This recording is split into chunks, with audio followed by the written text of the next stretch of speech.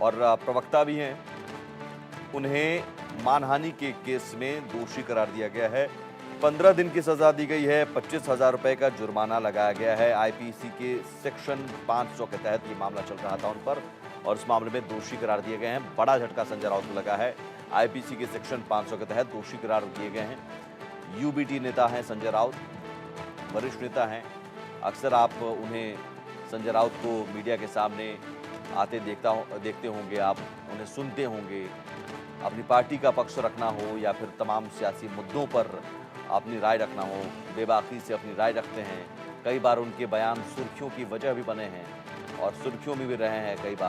कई बार विवादित बयान भी रहे हैं, और मानहानि का एक मामला उन पर चल रहा था, और इसी मामले में संजय राउत को बड़ा झटका, दोषी करार दिए गए हैं और 15 दिन की सजा ही मिली है और 25,000 रुपए का जुर्माना लगाया गया है संजय राउत पर। तो बड़ी खबर महाराष्ट्र से, मानहानि केस में संजय राउत दोषी करार दिए गए हैं। आईपीसी के सेक्शन 500 के तहत उन पर 25,000 रुपए का जुर्माना लगाया गया है और साथ ही 15 दिन की सजा भी दी गई है।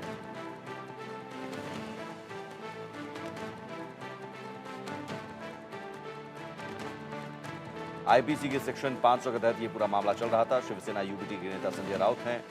मुंबई की एक मेट्रोपॉलिटन अदालत ने ये डॉक्टर मेधा किरीट सोमैया के द्वारा शिकायत दायर की गई थी, इसी मामले में आदेश पारित किया है। अदालत ने संजय राउत को 15 दिन की साधारण कारावास की सजा सुनाई है। साथ ही 25,000 रुपए का जुर्माना भी लगाया गया है। ये मानहानि का मामला बीजेपी के पूर्व सांसद किरीट सोमैया की पत्नी डॉक्टर मेधा सोमैया द्वारा दायर किया गया था। मानहानि का ये मामला उन पर दर्ज किया गया था, जिस मामले में शिवसेना यूबीटी के राज्यसभा सांसद हैं संजय राउत। इन्हें सजा दी गई है, 15 दिन की सजा सुनाई गई है। साथ ही 25,000 रुपए का जुर्माना भी लगाया गया है, जिसे राउत से मुआवजे के तौर पर वसूला जाएगा। आईपीसी की 500 धारा के तहत, धारा 500 के तहत ये मानहानि का दोषी ठहराया गया।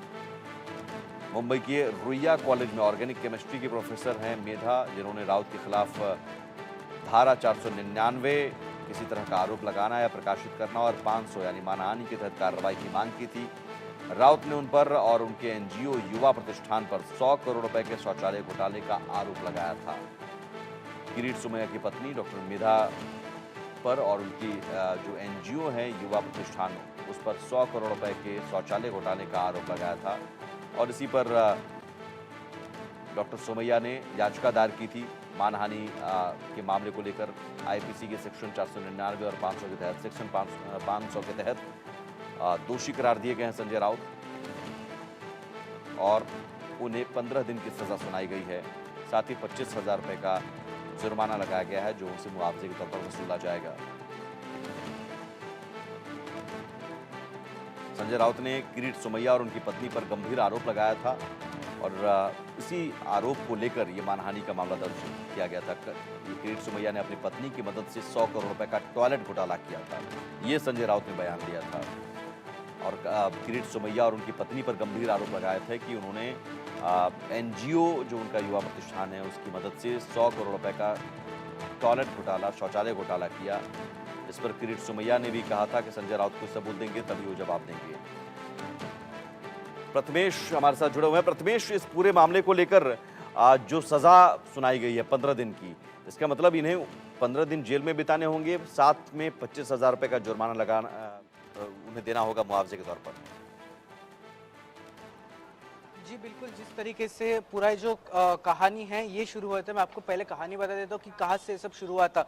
जिस वक्त संजय राउत ने सीधा जो वार है जो किरीट सोमैया की पत्नी उन पर किया था, कि उन्होंने कहा था कि इन्होंने 100 करोड़ का स्कैम किया है, जिसके बाद किरीट सोमैया की पत्नी ने उन पर डेफेमेशन फाइल करते हुए उन्होंने जो केस है वो फाइल किया, और आज उसका फैसला आया। मसगांव कोर्ट ने आज उन पर फैसला दिया और उन्होंने कहा है कि आपको 15 दिन दिन आपको जेल में भेजा जा रहा है, उसके साथ ही साथ आपको जो है 25,000 का जो आपको जुर्माना है वो इसमें देना होगा। तो ये एक डेफेमेशन का केस होता है जिसमें जिसमें पूरा तरीके से जो संजय राउत है अब पूरी तरह से घिर चुके हैं इस पूरे केस में। जिस तरीके से उन्होंने सीधा जो वार किया था वो किरीट सोमैया की जो पत्नी है उन पर किया था। हालांकि जो किरीट सोमैया है जो बीजेपी के एक बड़े नेता है, वो कहीं ना कहीं जो बहुत सारे जो राज है उन्होंने खोले थे, कई स्कैम्स जो थे वो उन्होंने बाहर लाए थे, जिसके बाद संजय राउत ने उनके पत्नी को सीधा निशाना करते हुए सीधा तरीके से उन्हें 100 करोड़ के स्कैम के ऊपर उन्होंने कहा था।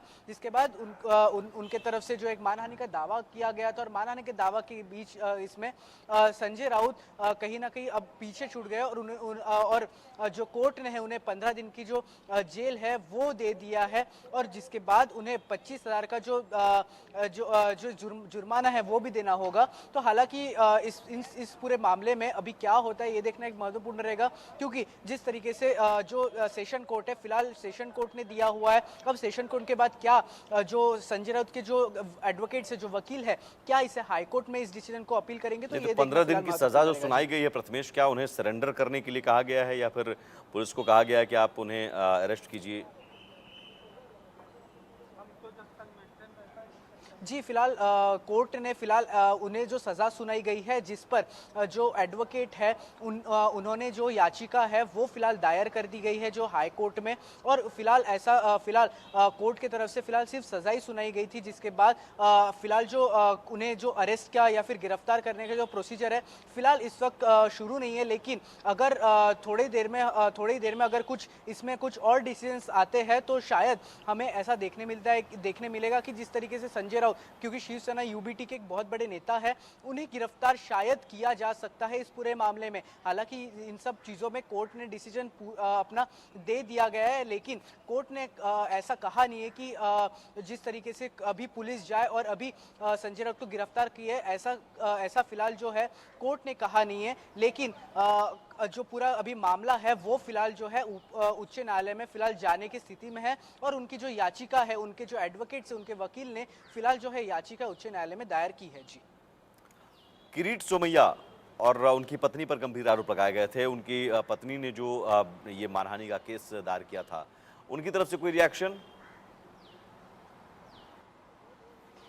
जी, फिलहाल के वक्त में ये जो केस है इसका डिसीजन जो है अभी आया, इसलिए फिलहाल जो है किरीट सोमैया और उनके पत्नी की तरफ से फिलहाल इस पर कोई रिएक्शन नहीं है। लेकिन कुछ ही देर में जो किरीट सोमैया है इस पर रिएक्शन देने वाले हैं, तो सबकी जो निगाह है सुनवाई के दौरान कोर्ट ने क्या कहा, क्योंकि अपने जिस फैसले तरीके में से क्या कुछ कहा प्रथमेश, ये बहुत जरूरी हो जाता है। जी, उन्होंने साफ तरीके से कहा कि जिस तरीके से ये जो केस है ये बहुत दिनों से जो कोर्ट में चल रहा